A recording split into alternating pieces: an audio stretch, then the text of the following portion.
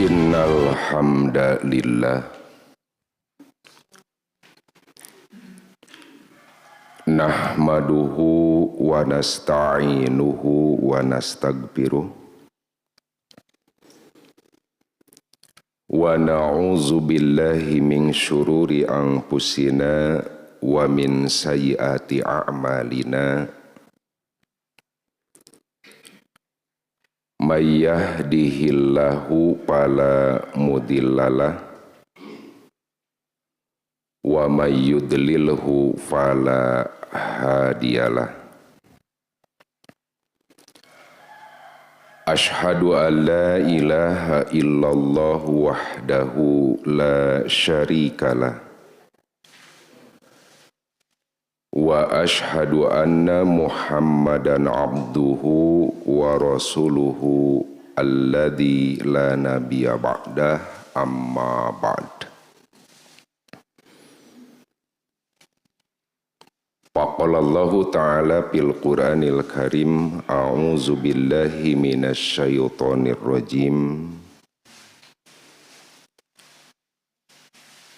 Ya ayyuhallazina amanu taqullaha haqqa tuqatih wa la tamutunna illa wa antum muslimun.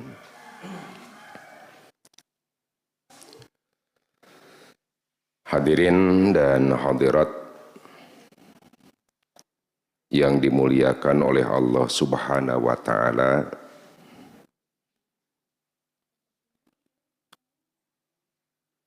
Berkat kudrah, inayah serta hidayahnya,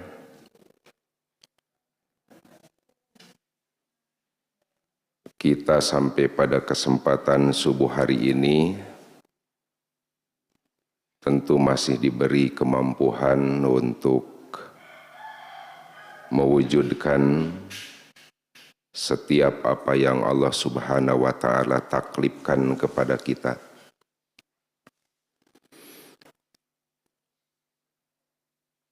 Diberi kemampuan untuk senantiasa bertaqarrub kepada Allah. Tentu saja hal ini dalam rangka dan upaya memaksimalkan, mengoptimalkan sisa-sisa jatah usia yang Allah berikan kepada kita.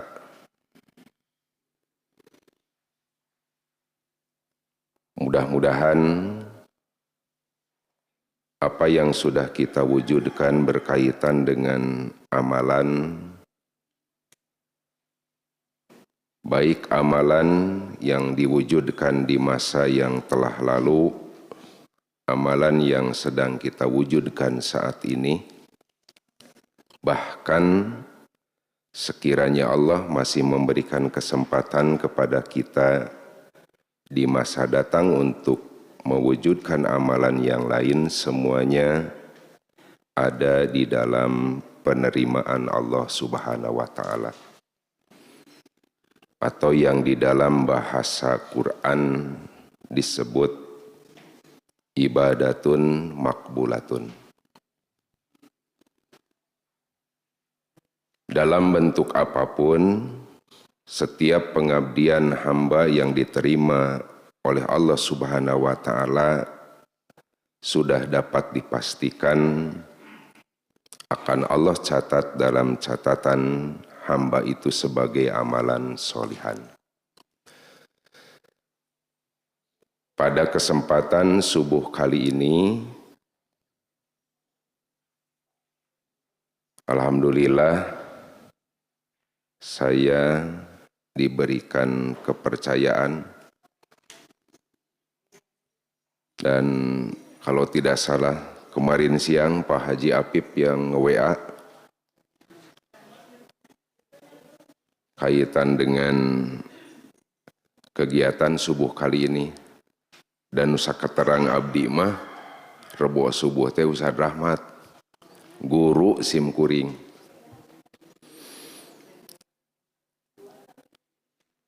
Mung tangtosna penginten aya wagelan ya, ada halangan berkaitan dengan kesehatannya sehingga tidak bisa melaksanakan tugas rutin beliau ke tempat ini. Kita doakan mudah-mudahan Allah Subhanahu wa taala segera memberikan kesembuhan kepada guru kita, ya, Al-Ustad Kiai Haji M. Rahmat Najib. Tah lamun dina basa Sunda mah tibatan penginten pere jeung kuduna mah kurang dieu we ngaji teh. Sim kuring susubnon subuh-subuh tuturubun mending urang dieu da deukeut. Besi ngagorolong nya mobil nalika mogok ngagorolong urang ganjel. Nya dina saat beureun supir intina tah tetiasa ngalaksanakeun tugasnya ku supir temak we lah. Supir temak. Tapi mudah-mudahan ya kesempatan pagi hari ini kita memanfaatkan waktu untuk sama-sama mengkaji beberapa ayat yang berkaitan dengan keterangan-keterangan yang insya Allah akan sangat bermanfaat sekali bagi kita semua karena keterangan yang akan kita sama-sama kaji itu sumbernya dari Al-Quran dan Sunnah Rasulullah Sallallahu Alaihi Wasallam. Oleh karenanya juga materi yang akan disampaikan saya tidak berani untuk meneruskan dan melanjutkan kajian guru saya sendiri Al-Ustad Haji M. Rahmat Najib. Saya membuat makalah dalam makalah umum saja, Bu ya. Dan Bapak sekalian, tidak kajian bulgul marom. Di dalam Al-Quran, Bapak dan Ibu, akan kita sering mendapatkan ungkapan takwa.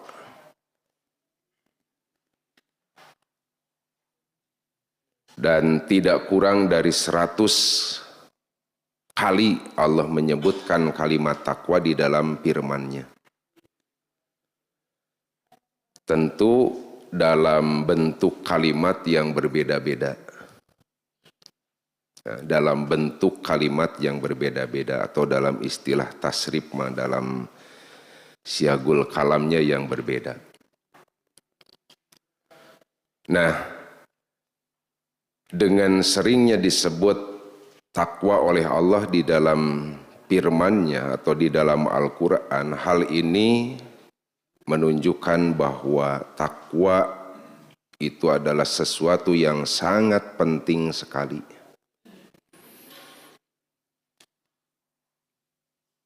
Takwa itu adalah sesuatu yang sangat penting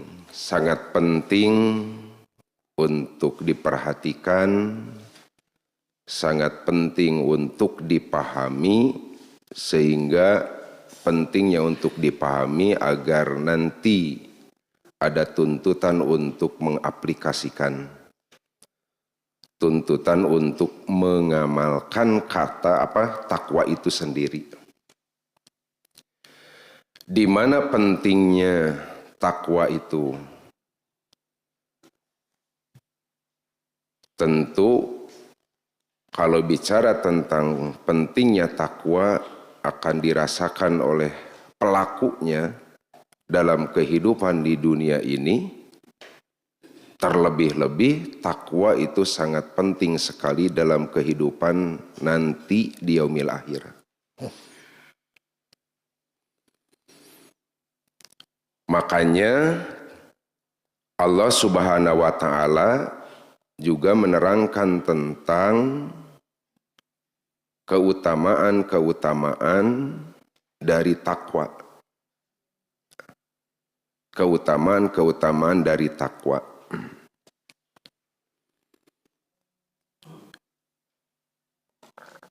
Siapapun manusia yang hidupnya menginginkan kemuliaan, pastikan bahwa kemuliaan hidup seseorang di dunia, kemuliaan hidup seseorang nanti di yaumil akhir apalagi.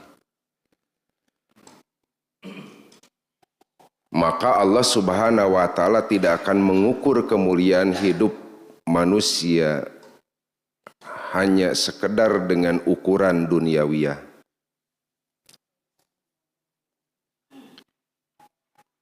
Harta tidak menjadi ukuran yang mutlak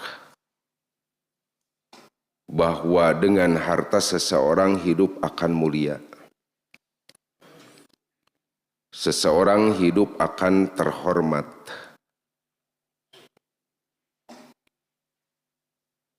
Pangkat, jabatan, itu pun tidak menjadi ukuran mutlak bahwa seseorang dengan pangkat dan jabatan akan hidup mulia, akan hidup terhormat. Makanya yang menjadi ukuran kemuliaan seseorang tentunya adalah ketakwaan. Maka dari itu yang mulia bukanlah hanya orang-orang yang kaya saja. Yang mulia hidupnya bukanlah para pejabat.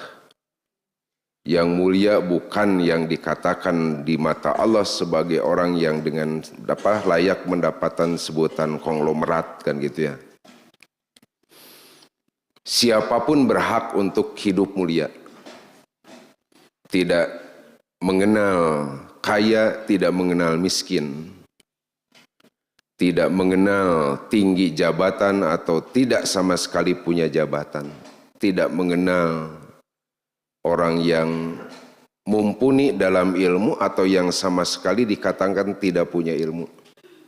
Yang kaya, miskin, tinggi, rendah, berilmu ataupun tidak ada hak untuk mendapatkan kemuliaan. Artinya, apapun yang Allah Subhanahu wa taala tetapkan kepada seseorang itu bisa menjadi modal, bisa menjadi alat untuk bisa bertakwa kepada Allah Subhanahu wa taala. Kan gitu. Bisa jadi orang gitu kan bertakwa dengan ilmunya.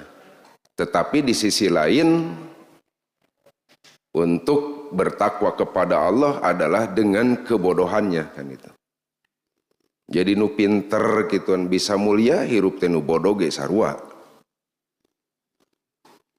Oleh karenanya dalam istilah Sunda lamun hayang hirup mulia ngarasa bodoh kudu bodoh alewoh, kan gitu.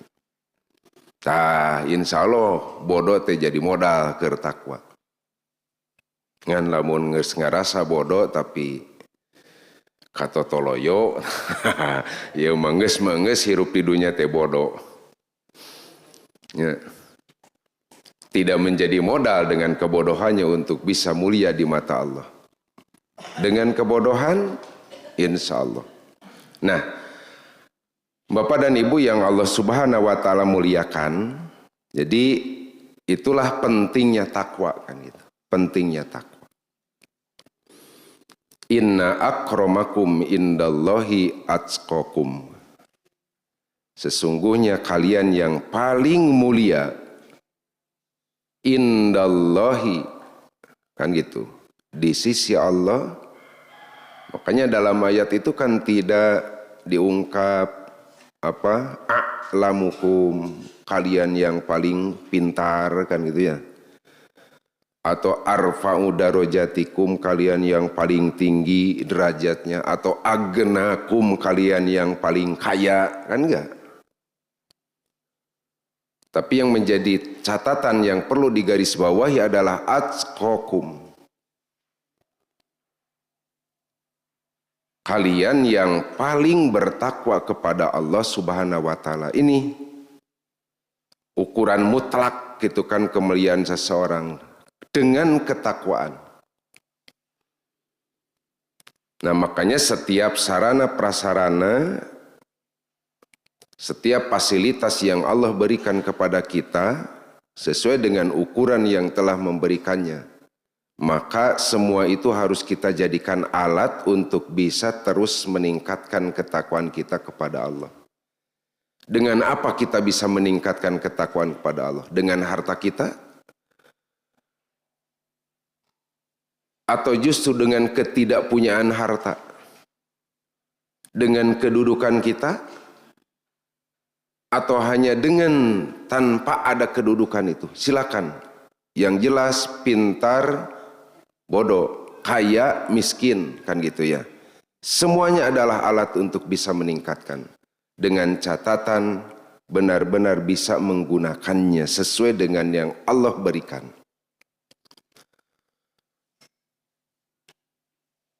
Nah, tentunya agar kita pada akhirnya termasuk di antara hamba-hamba yang berhak untuk mendapatkan gelar yang begitu tinggi di mata Allah Subhanahu wa Ta'ala, dengan setiap perbuatan takwa kita kepadanya, yaitu gelar muttaqin, maka tentunya kita harus benar-benar bisa memahami apa itu yang disebut dengan makna ataupun hakikat dari takwa itu sendiri.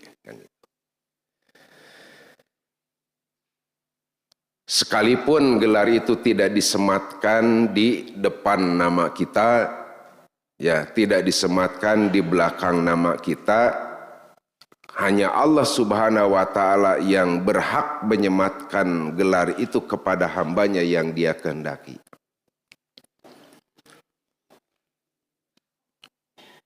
Dalam artian kan muttaqin itu sebagai sebuah sebutan yang langsung diberikan oleh Allah kepada yang melakukan ketakwaan. Sungguh beruntung siapapun hamba Allah yang telah Allah sematkan muttaqin kepada hambanya. Cuman kan kita tidak tahu nah urang gitu pan anu menang gelar muttaqin teh. Nah, walaupun sekali lagi gelar itu kan tidak Allah sematkan di depan nama ataupun di belakang nama. Beda jeung gelar beres sekolah, Bu. Nah, iya, beda dengan gelar setelah beres sekolah. Ari nu namina takwa mah da beres-beres diajarna. Kecuali nanti yang menyelesaikan untuk melakukan ketakwaan adalah ajal yang menjemput kepada kita. Tadi dinya mah eureun gitu. Tapi dalam pendidikan formal kan ketika seseorang dinyatakan beres S1, berbagai macam gelar, ada yang disematkan di depan, ada yang disematkan di belakang kan gitu. Beres S2 biasanya kan gelarnya disematkan di belakang nama. Tah beres S3 rata-rata ieu mah dihareup gelar teh kitanya. Lamun beres S3 tara di tukang gelarna kahareupkeun. Ya. Apakah setelah kita beres belajar selama seumur hidup gitu karena ajal menjemput kita, kita layak mendapatkan gelar muttaqin di sisi Allah Subhanahu wa Ta'ala? Terus ikhtiarkan. Setelah misalkan nanti kita beres, dinyatakan beres diajar di dunia teh. Selama hidup kan terus belajar. Cek Allah teh geus eureun cenah diajar teh, geus cukup. Lulus teh gitu pan. Nanti ketika misalkan menghadap kepada Allah Subhanahu wa Ta'ala untuk layak mendapatkan sematan muttaqin itu. Ketika misalkan dinyatakan kita menunjukkan hamba-hamba yang layak mendapatkan sematan gelar muttaqin, faqad fazal muttaqun kan gitu. Maka sungguh orang-orang yang muttaqun itu beruntung.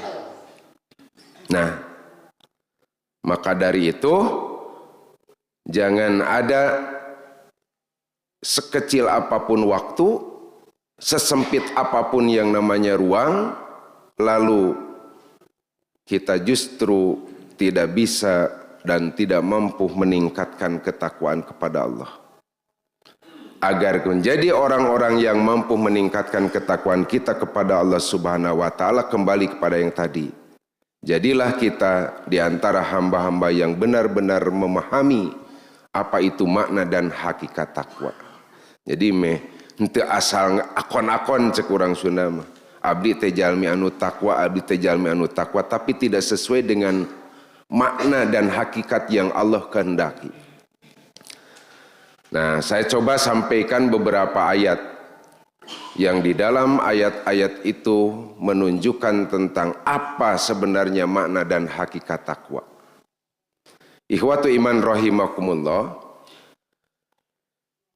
di dalam makalah sudah saya tuliskan makna dan hakikat takwa yang pertama itu adalah al-khosyatu. Jadi upami hoyong uningan naon hartos makna na takwa teh, naon hakikatna takwa teh. Takwa dimaknai dan dihakikati dengan al-khosyatu. Al-khosyatu dari kalimat khosya yakhsha, khosyah, yang secara arti bebasnya diartikan takut.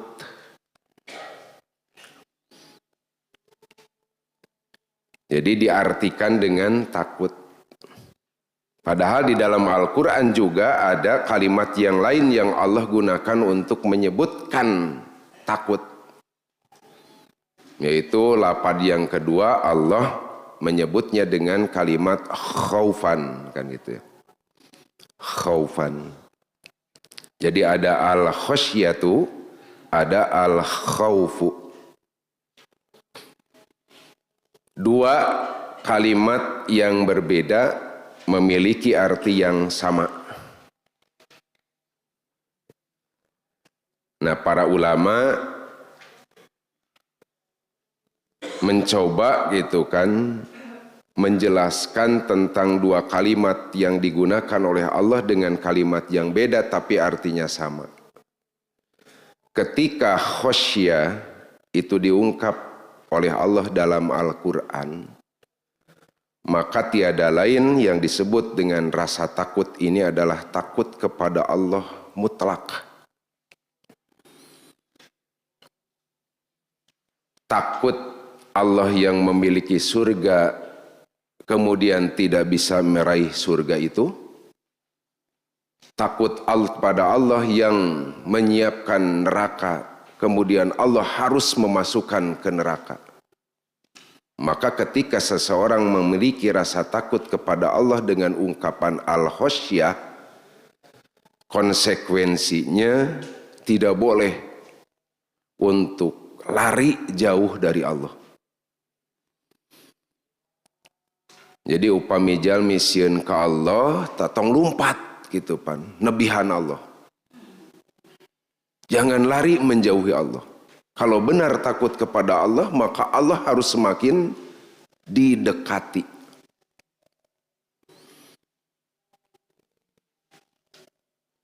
Sedangkan al-khaufu itu bisa saja rasa khawatir, rasa takutnya kepada Allah atau bukan kepada selain Allah. Termasuk kepada ciptaan-ciptaan Allah. Jadi kalau takut dengan ungkapan al-khosyah mutlak gitu kan, mutlak, yang objek yang ditakutinya adalah Allah Subhanahu wa taala. Tapi ungkapan al-khaufu ini bukan hanya juga kepada Allah tetapi kepada selain Allah atau dikatakan makhluk. Wajar gitu kan ketika kita bertemu dengan hewan yang buas, yang dia barangkali baru bertemu dengan kita seperti kita baru bertemu dengannya. Sebab aya binatang buas tapi geus lila gitu pan saimah. Nya siga anu beunghar ngukut maung gitu pan.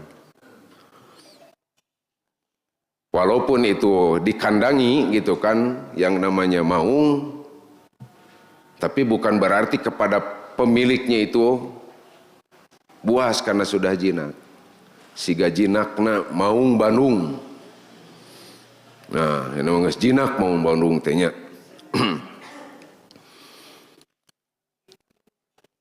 Da buktina tara ngarekeb ayeuna mah maung Bandung teh.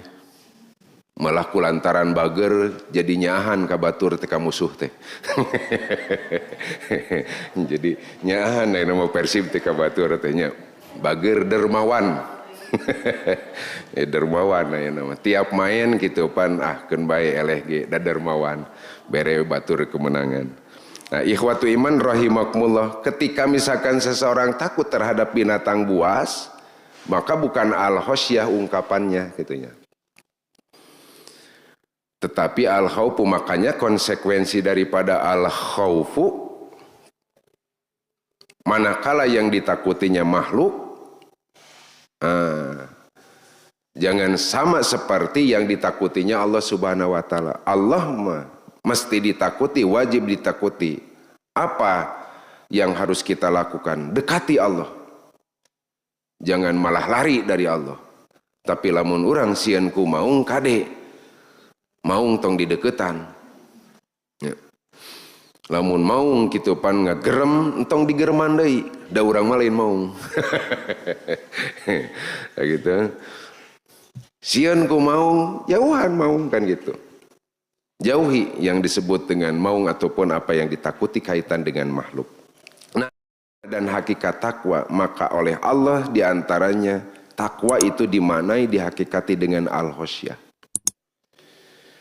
Oleh karenanya jangan merasa diri kita takwa kepada Allah Subhanahu wa Ta'ala sementara tidak ada sedikit pun di dalam jiwa tertanam sikap khosyah, yaitu rasa takut.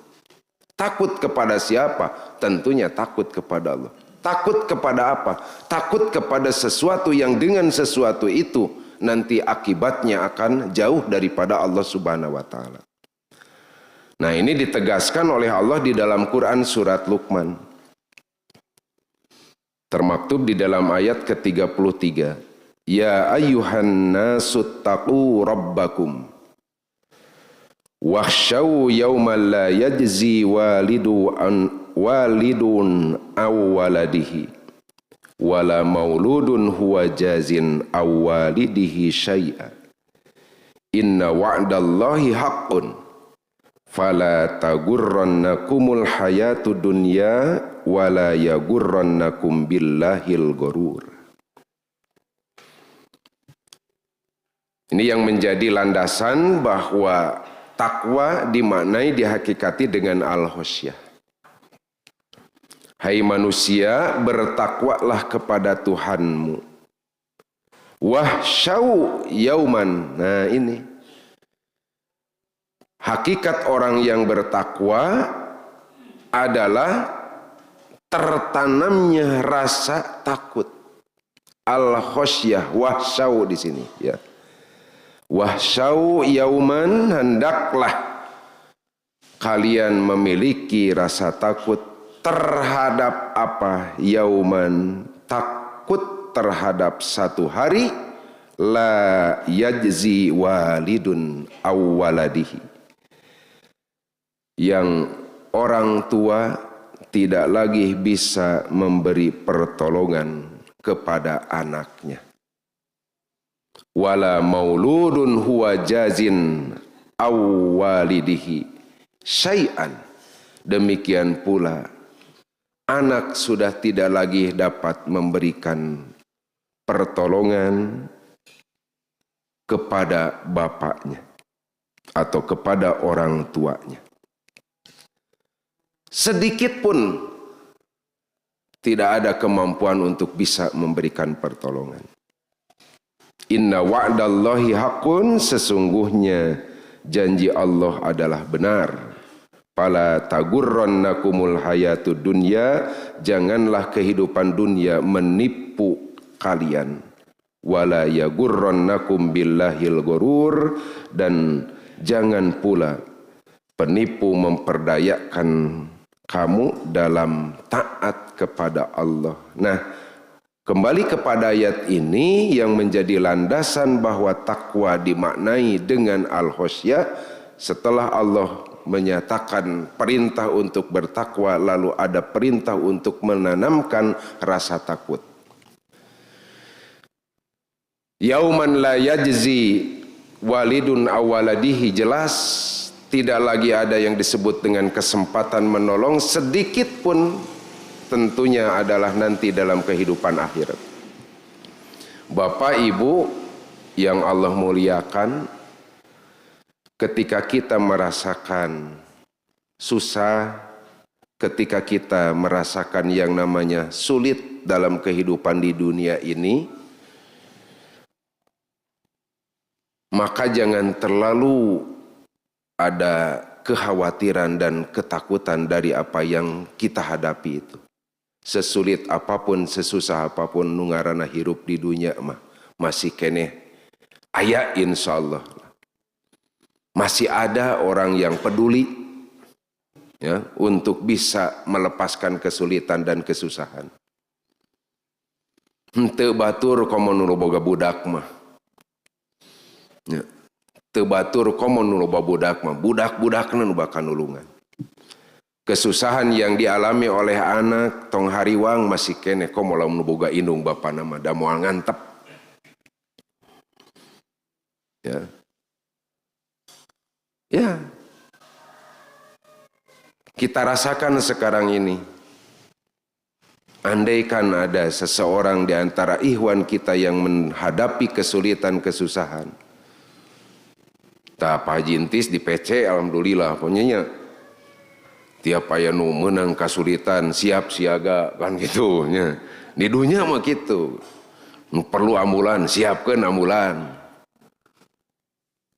Bayangkan ketika nanti orang-orang harus merasakan kesusahan di yaumil akhir.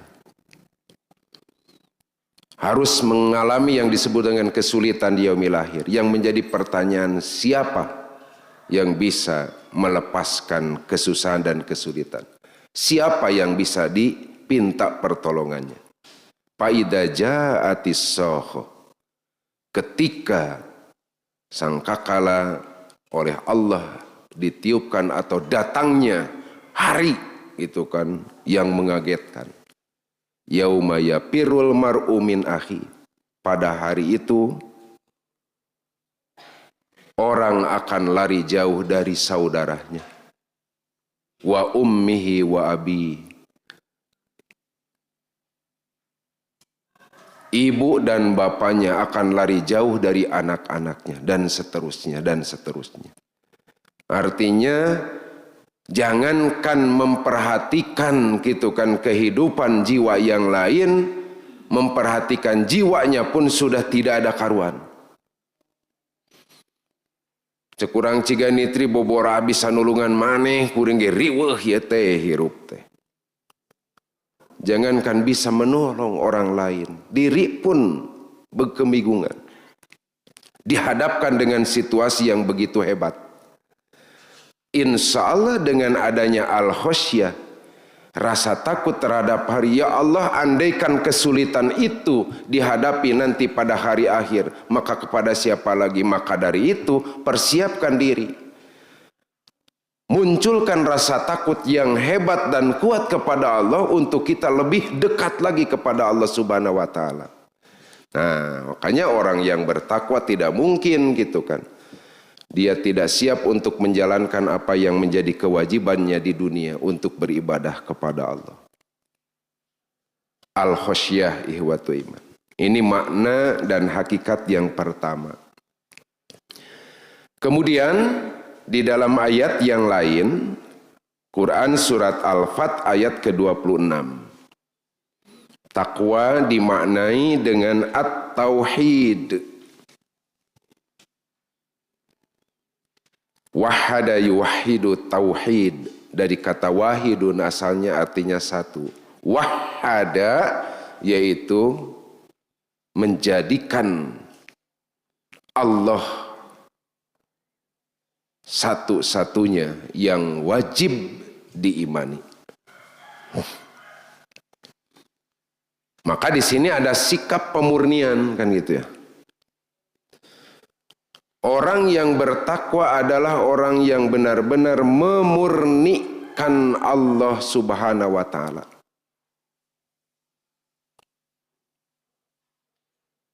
Panaina mah teu sakedik jalmi ngangken takwa tapi Allah henteu dimurnikeun. Artinya apa? Masih yang disebut dengan perbuatan syirik dilakukan.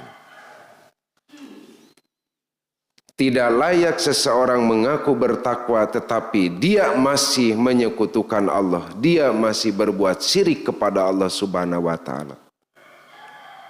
Dengan dalih apapun. Dengan dalih apapun. Dengan dalih kearifan lokal apalah gitunya. Anger wete nu disebut syirik. Orang mempertahankan kearifan lokal, budaya-budaya lokal tetapi mengandung unsur-unsur syirik, maka tidak pantas orang yang melakukan itu disebut bertakwa kepada. Sebab kalau kembali kepada surat Al-Fat, nanti yang dimaksud dengan orang yang bertakwa adalah orang yang benar-benar memurnikan keesaan Allah Subhanahu wa taala. Memurnikan gitu kan yang disebut dengan akidah.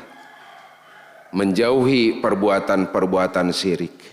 Perbuatan syirik kaitannya dengan akidah ataupun yang disebut dengan perbuatan syirik dalam urusan ibadah.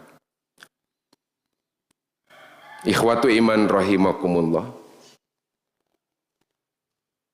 Anehnya di kita kan begitu, masih ada saja keyakinan-keyakinan, kepercayaan-kepercayaan bahwa di dalam sesuatu selain dari Allah memiliki kekuatan, memiliki kehebatan. Baru-baru saja bulan kemarin barangkali ya, tuh di Sukabumi, parantesna ibu-ibu panditarium, bapak-bapana di Karopeah marake baraju takwa. Abring-abringan gitu pan. Masing-masing telengo marawa dahareun.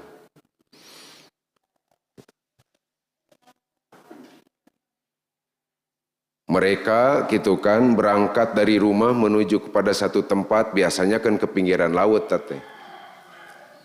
Dengan membawa berbagai macam suguhan. Ya. Mulai dari hewan yang sudah dipotong, nusa barehna dipasak, nusa eutikna mah teh dipasak sebenarnya mah.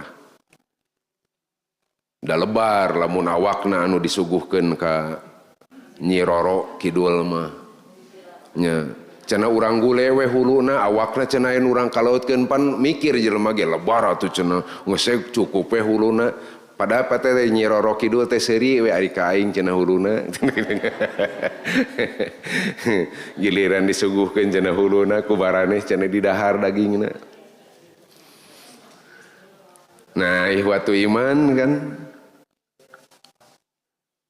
Maka ketika sembelihan dengan niat gitu kan, ada unsur-unsur bukan karena Allah Subhanahu wa taala.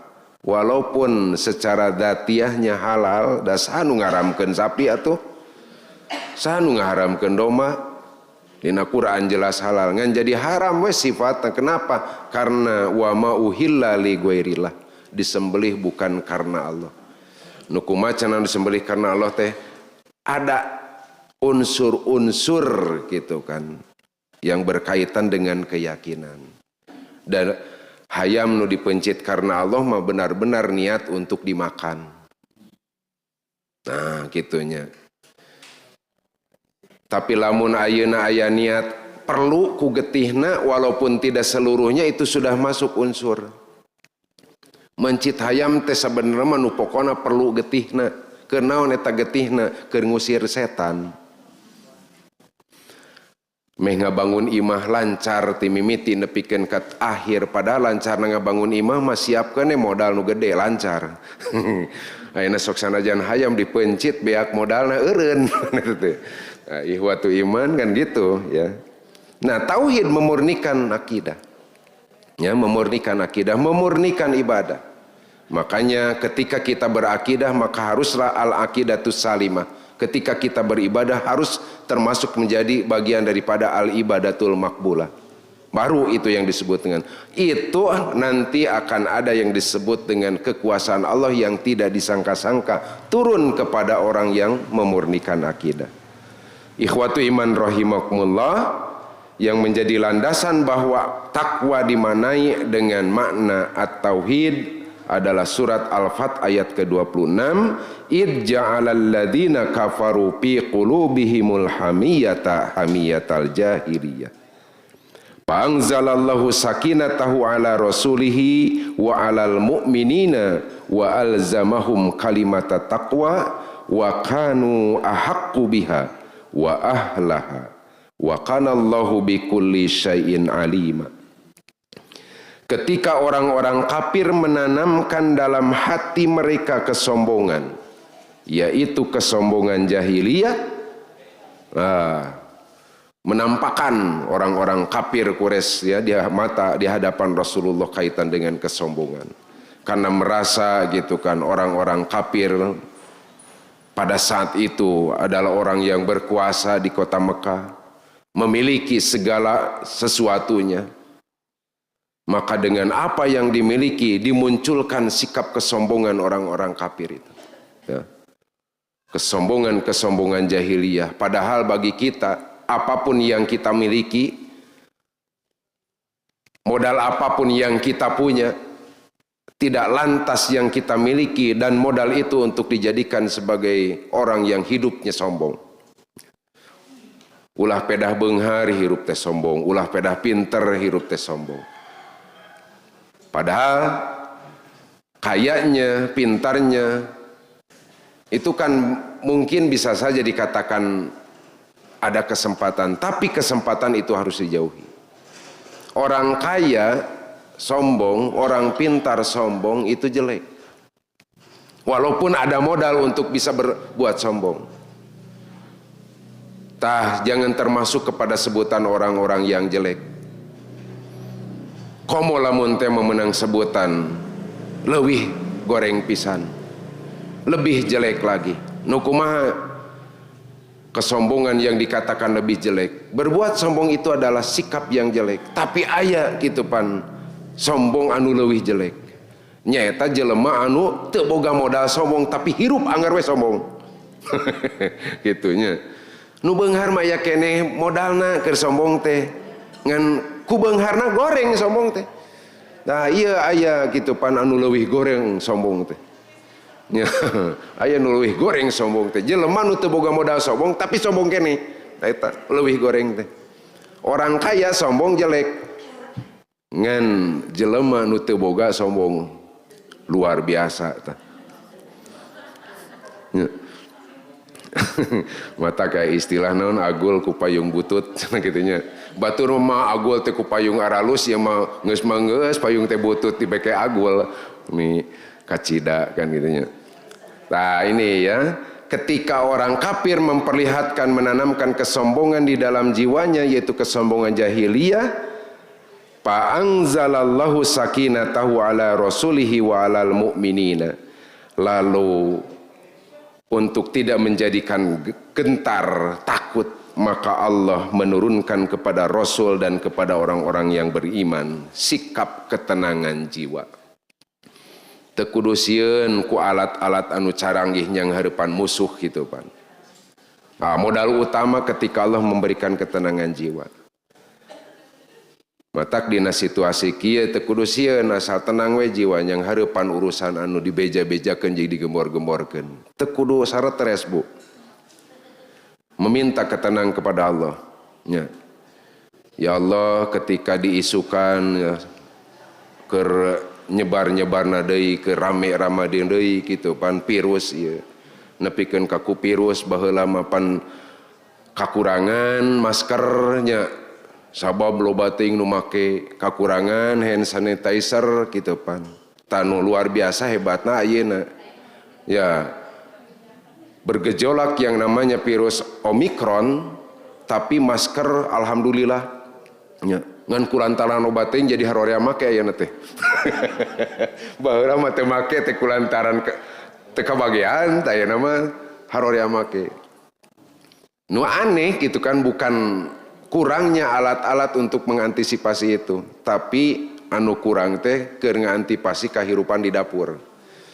Baheula mapan kurang masker, kurang hand sanitizer, ayeuna mah nu kana nu diberitakeun kitu pan viral teh Omikron, tapi nu kurangna minyak goreng di dapur. Nah gitunya. Nah ikhwatu iman teh nyambung pannya. Nah ikhwatu iman, nah ini. Tapi ketika kita diberikan ketenangan oleh Allah jiwa kita, insya Allah. Nah yang lebih hebat lagi kata Allah, wa alzamahum kalimata taqwa.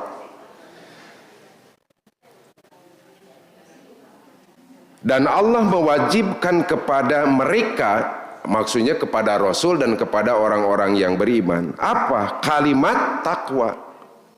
Nah ini maksudnya mewajibkan untuk melaksanakan ketakwaan. Yang dalam artian takwa di sini adalah diperintah Rasul dan orang-orang yang beriman untuk senantiasa memurnikan akidahnya, memurnikan ibadahnya. Wa kanu ahaqqo biha wa ahlaha. Adalah mereka berhak dengan kalimat takwa itu dan patut memilikinya, dalam artian orang yang bertakwa, yaitu yang dimaknai dalam ayat ini dengan makna memurnikan akidah, memurnikan ibadah, adalah layak untuk mendapatkan kehormatan dari Allah. Wa kana Allahu bikulli syai'in alima, keadaan Allah sangat mengetahui terhadap segala sesuatu. Ini yang kedua. Kemudian makna yang ketiga, takwa dalam Quran surat Al-A'raf ayat 96 dimaknai dengan at-taubatu. Ya, taubat. Taubat itu kan dari akar kata taba yatubu, taubatan. Apa arti bahasa dari taba? Taba artinya roja'a, kembali. Asal hartosna mah taba teh nya. Kembali dari apa? Kembali dari sesuatu yang jelek menuju kepada yang benar. Kembali gitu pan dari syirik menuju tauhid. Kembali dari maksiat menuju kepada taat. Kembali dari bid'ah menuju sunnah. Nah kan gitu.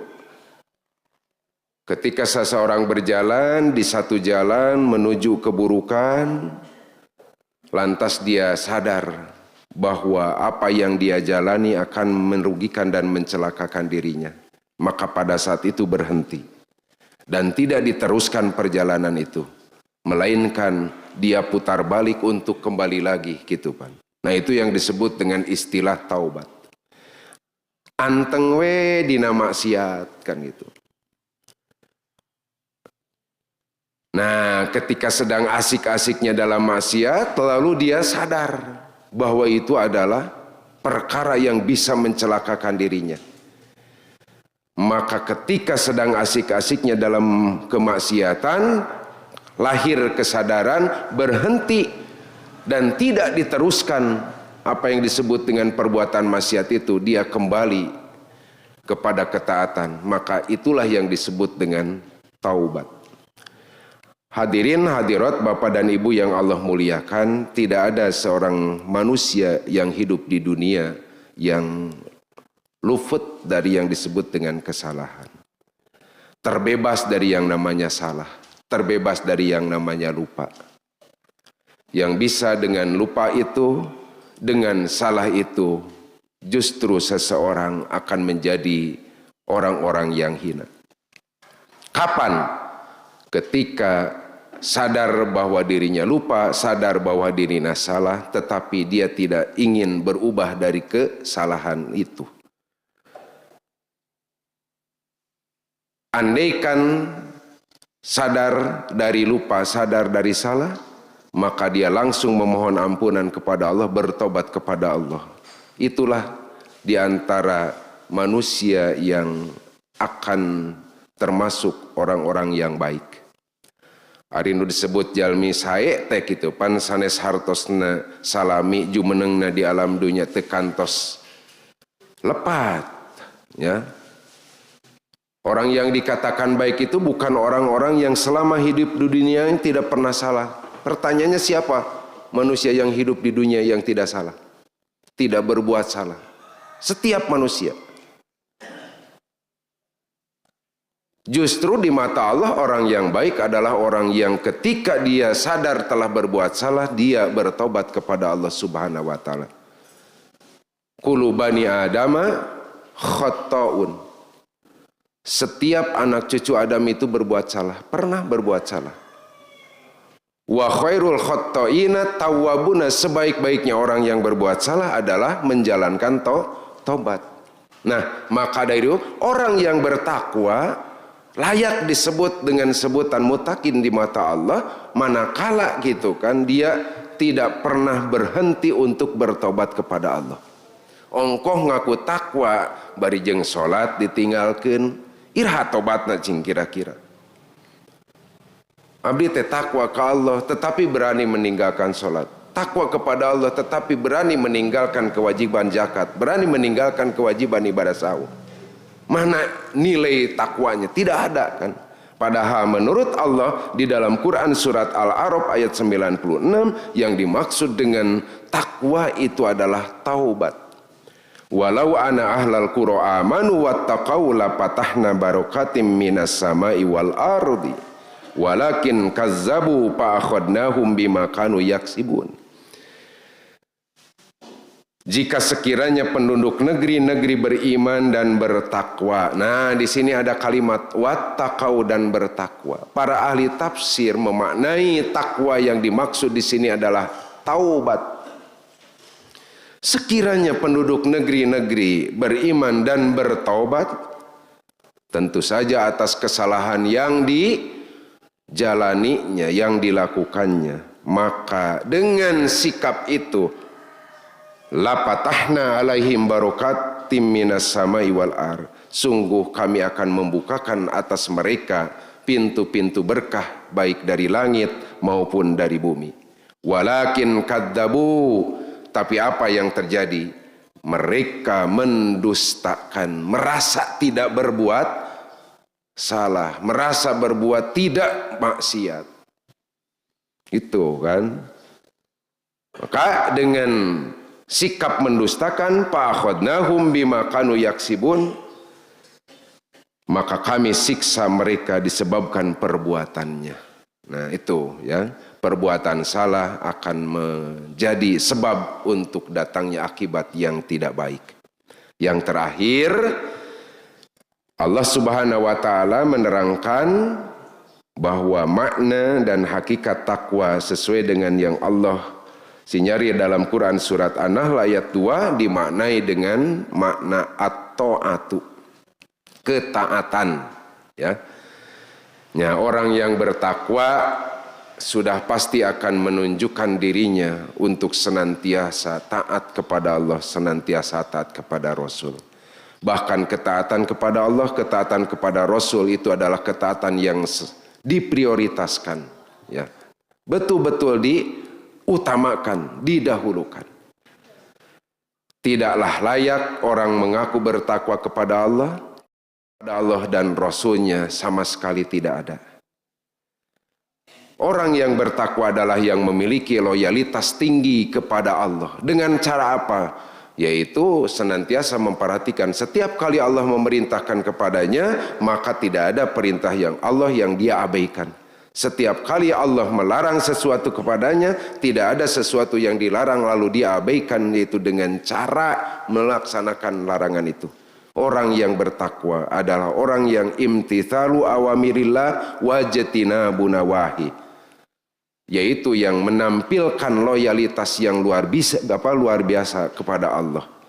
Ikhwatu iman rahimakumullah, andaikan ketaatan kepada Allah, ketaatan kepada Rasul dinomor duakan atau dinomor sekiankan daripada ketaatan kepada makhluknya, nah ini yang harus dipertanyakan ya.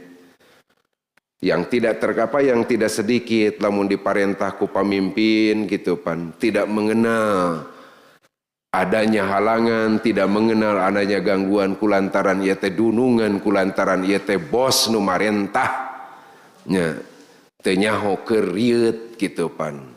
Da gede gue ini.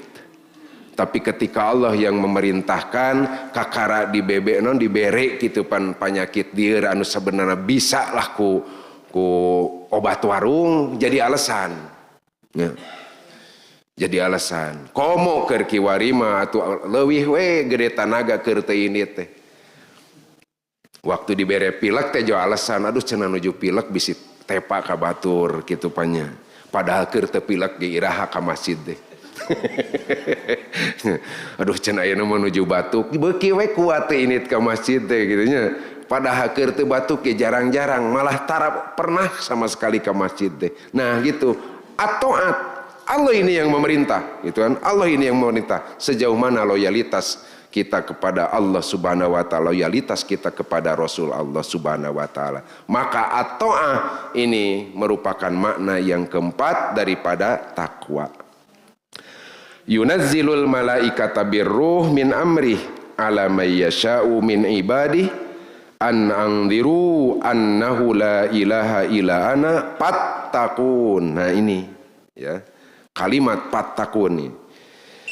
Dia menurunkan para malaikat dengan membawa wahyu dengan perintahnya kepada siapa yang dia kehendaki di antara hamba-hambanya, yaitu perintah peringatkanlah olehmu sekalian bahwasanya tidak ada Tuhan yang hak melainkan aku, maka hendaklah kamu bertakwa kepada Allah. Maksudnya hendaklah kalian menjalankan ketaatan kepada Allah. Bapak dan Ibu yang Allah Subhanahu wa taala muliakan, demikianlah pemaparan materi yang dapat saya sampaikan pada kesempatan kajian subuh kali ini. Mudah-mudahan ada guna dan manfaatnya, dan kurang lebihnya saya mohon maaf. Dicukupkan sampai di sini. Aqulu qauli hadza wa astaghfirullah li wa lakum. Rabbana atina fid dunya hasanah wa fil akhirati hasanah wa qina adzabannar. Assalamualaikum warahmatullahi wabarakatuh.